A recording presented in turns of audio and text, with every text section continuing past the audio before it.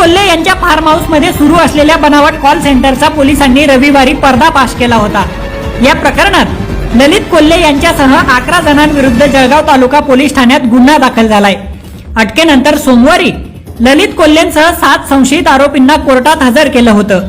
पोलिसांनी कोर्टात आरोपींबद्दल धक्कादायक खुलासे केले आहेत। ललित कोल्हे हे त्यांचे हस्तक नरेंद्र आणि राकेश आगारिया यांच्या मदतीने हे बनावट कॉल सेंटर चालवत होते।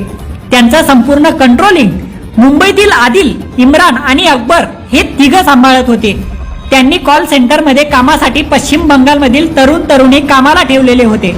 या कॉल सेंटरच्या माध्यमातून परदेशी नागरिकांची आर्थिक फसवणूक केली जात होती।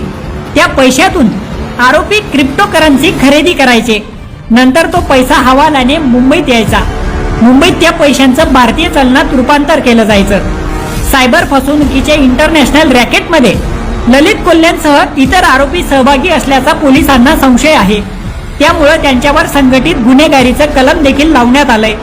मात्र त्याला बचाव पक्षाच्या वकिलांनी कोर्टात हरकत घेतली। ललित विजय कोल्हे यांना व इतर आरोपींना कोर्टात हजर केले गेले। आपल्याला सगळं बेसिकली विषय माहिती आहे की त्यांच्या फार्म हाऊसवर काल पोलिसांनी रेड टाकली। रेड टाकताना त्यांचं असं म्हणणं आहे की या फार्म हाऊसला एक इल्लीगल ऑनलाईन सेंटर जो आहे तो तिथे चालू आहे आणि त्या संदर्भात काल गुन्हा दाखल झाला या सगळ्यांविरुद्ध आणि आज त्या सगळ्या आरोपींना कोर्टात हजर केलं गेलं। आज प्रामुख्याने ललित विजय कोल्हे यांच्यातर्फे मी, आमचे सोबत सिनियर काउन्सिल ऍडव्होकेट अखिल इस्माईल आणि इतर वकिलांकडे ऍडव्होकेट मुकेश शिंपी यांनी कामकाज पाहिलं। आज पोलिसांनी त्यांची एकूण 10 दिवसाची पोलीस कस्टडी मागितली होती। त्यात त्यांनी बरेचसे विषय समोर आणले होते की या सगळ्या आरोपींची कस्टडीची का गरज आहे।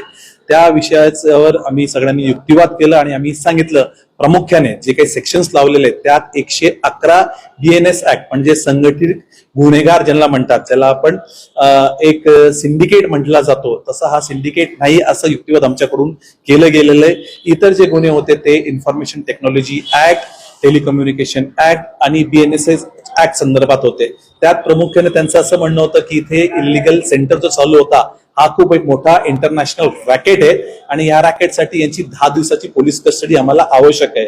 सगळे तिघं वकिलांकडून जोरदार युक्तिवाद केले गेले आणि युक्तिवाद झाल्यानंतर आज मेहरबान न्यायालयाने त्या सगळे संशयितांना 5 दिवसाचं PCR दिलेलं आहे। म्हणजे मला वाटतं 4/10 पर्यंत त्यांचं PCR दिले गेलेलं आहे। ललित कोल्हे आणि इतर संशयितांचा परराज्यातील आरोपींशी संपर्क कसा झाला? त्यांचे परदेशात आणखी कुणाशी संबंध आहेत का? त्यांनी किती जणांची फसवणूक केली आहे? त्यातून किती पैसा मिळवलाय? अशा प्रश्नांची उत्तरं पोलिसांना शोधावी लागणार आहेत। या प्रकरणाची सगळी व्याप्ती पाहता ललित कोल्हेंची डोकेदुखी वाढणार आहे हे मात्र नक्की।